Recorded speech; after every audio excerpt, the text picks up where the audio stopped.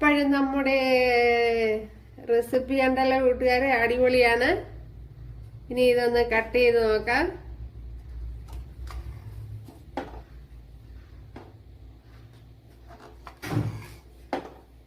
അപ്പോഴും തണുത്തതിന് ശേഷം വേണം കട്ട് ചെയ്യാൻ. ഉണ്ടല്ലേ, സൂപ്പർ, ഒരു രക്ഷയില്ല.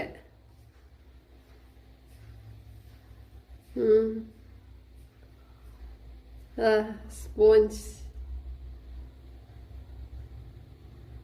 അപ്പോൾ ഇന്ന് ഇതേപോലെ ഒരു റെസിപ്പിയാണ് തയ്യാറാക്കുന്നത്. ബ്രേക്ക്ഫാസ്റ്റ് ആയിട്ടോ അല്ലെങ്കിൽ പിന്നെ സ്നാക്സ് ആയിട്ടോ ഏത് രീതിയിലും ചെയ്യാം.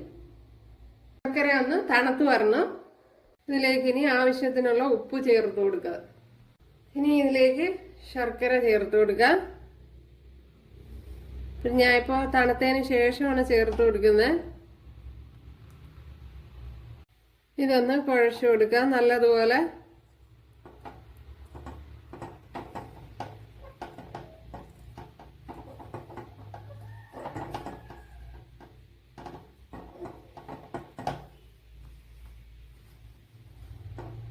ഇനി ഇതിലേക്ക് ഇപ്പോഴിത് കറക്റ്റ് അളവിന് തന്നെ വന്ന് ശർക്കര ഉണ്ടല്ലേ, ഒരുപാട് വെള്ളമൊന്നും കൂടിയിട്ടില്ല. ഇപ്പോഴും 1.5 ഗ്ലാസ് ശർക്കര എടുത്തിട്ട് അതിൽ 1/2 ഗ്ലാസ് അല്ലെങ്കിൽ 3/4 ഗ്ലാസ് വെള്ളം ചേർത്താണ് ഉരുക്കിയെടുത്തത്. ഇതിലേക്ക് ഇനി നല്ല കട്ട തേങ്ങാപ്പാൽ ചേർത്ത് കൊടുക്കുക. ഇപ്പോഴിവിടെ പാത്രത്തിൽ കുറച്ച് വെള്ളം വെച്ച് കൊടുത്തിട്ടുണ്ട്. ഒന്ന് തിളയ്ക്കണം. ഇപ്പോഴിതൊന്ന് വെന്താന്ന് നോക്കാം. അപ്പോഴിത് വെന്തിട്ടുണ്ട് ഇവിടെ ഉണ്ടല്ലേ. നമ്മുടെ സ്നാക്സ് കണ്ടല്ലോ കൂട്ടുകാരെ, പാത്രത്തിൽ നിന്ന് ഇളക്കി എടുത്തിട്ടുണ്ട്. അടിപൊളി സൂപ്പറായിട്ട് കിട്ടിയിട്ടുണ്ട് കണ്ടല്ലേ, ഒരു രക്ഷയില്ല, നല്ല പെർഫെക്റ്റ് ആയിട്ട് വന്നിട്ടുണ്ട്. അപ്പോൾ കൂട്ടുകാരെല്ലാരും ചെയ്ത് നോക്കാം.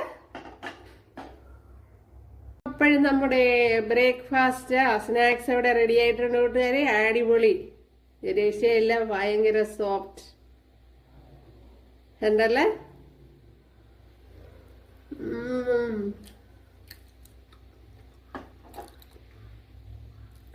ടേസ്റ്റും അതേപോലെ തന്നെ. അപ്പോൾ കൂട്ടുകാരെല്ലാരും ചെയ്ത് നോക്കാം. ഇഷ്ടമായാൽ ഒന്ന് സബ്സ്ക്രൈബ് ചെയ്ത് സപ്പോർട്ട് ചെയ്യുക. അപ്പോൾ അടുത്തൊരു വീഡിയോ ആയിട്ട് കാണാമെന്ന് പറഞ്ഞുകൊണ്ട് എല്ലാവർക്കും താങ്ക്സ്.